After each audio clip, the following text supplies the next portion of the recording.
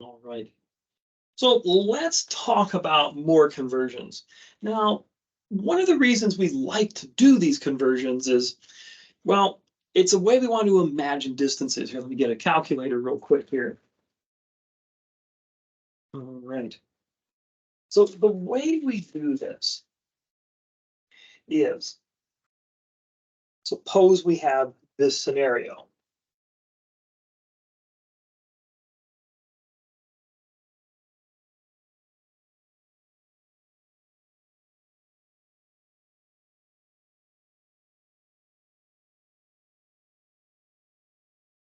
428,647, no, I'm sorry, 428,647,249 inches. It might be kind of difficult to picture or to have a feel for what that actually means. What kind of distance are we talking about? That's a big distance, but exactly, would this be enough to get you to Vaughn? Would this be enough to get you to Santa Fe? Could this even get you across town? So let's convert this to something that's a little more understandable. Let's go inches, miles. Now, the problem is if you check in this section, you're not going to find a relationship between inches and miles. What you will find is this: inches to feet and feet to miles. So what we're going to do is do a two-step conversion. We'll turn our inches into feet and our feet into miles. So what relationships do we have?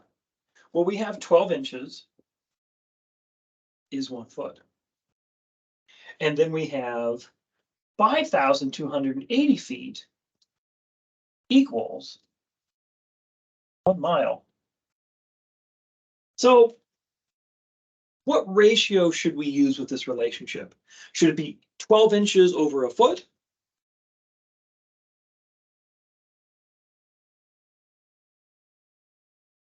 Or 1 foot over 12 inches? Well, for this first step, we want to turn inches into feet. So that means we want the inches to go away and the feet to remain. Now, the inches are going to be in the top. That's what they're going to do. So we want to have a situation where inches are going to be in the bottom. And that's exactly what we have here. So let's set this up.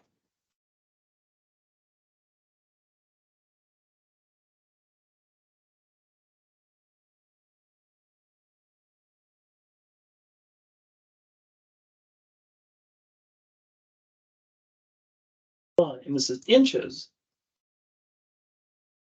times 1 foot equals 12 inches. And again, this is equal to 1 actually. So that's why we're technically not changing anything. And there's inches right there.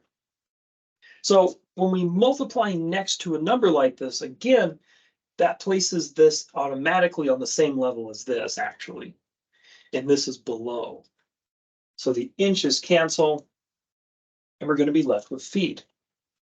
So once we perform the multiplication, we'll find out how many feet, the multiplication and then the division rather, we'll find out how many feet we have.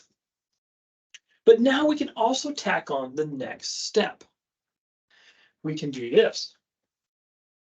Convert feet to miles. Now we have 1 mile is 5,280 feet, or we can go 5,280 feet is 1 mile. And we want to go with the one where feet cancel and miles remain. Since feet are in top, that means we want feet in bottom, and that's what we're getting here. So we're going to go with this one.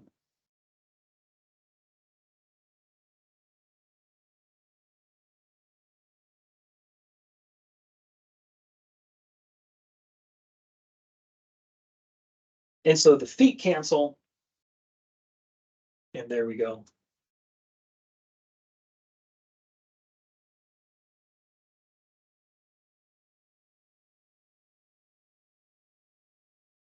So in this case, what do we have? Well, what's left is this large number of inches times 1 divided by 12 times 1 mile divided by 5,280. So you could treat this in your calculator as a number times 2 fractions. In your calculator, you could write this as this.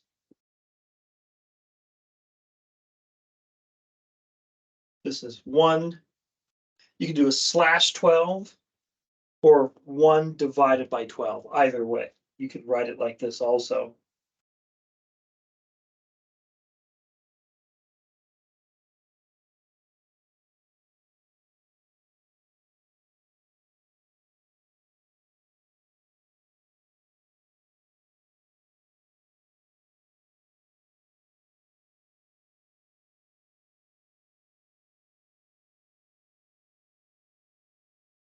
Another way you could treat this in your calculator is this times this times this divided by this times this.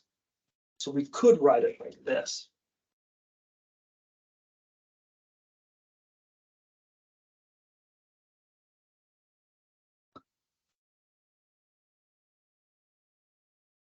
We don't want to forget the tack on miles at the end, divided by 12 times.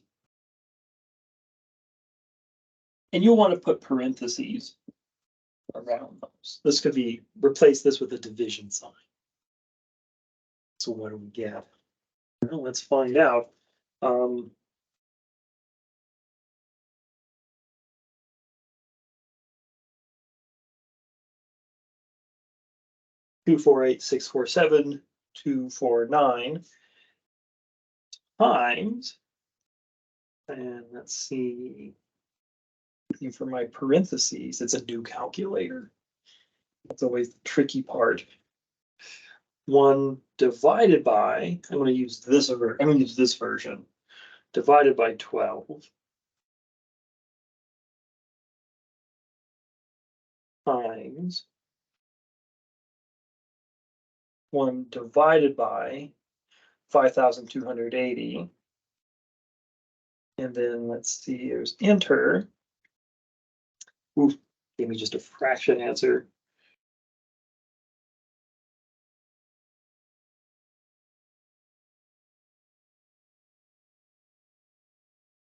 Just a moment here. Sorry, new calculator. Well, maybe I better go with the one I'm more familiar with. So the perils of technology.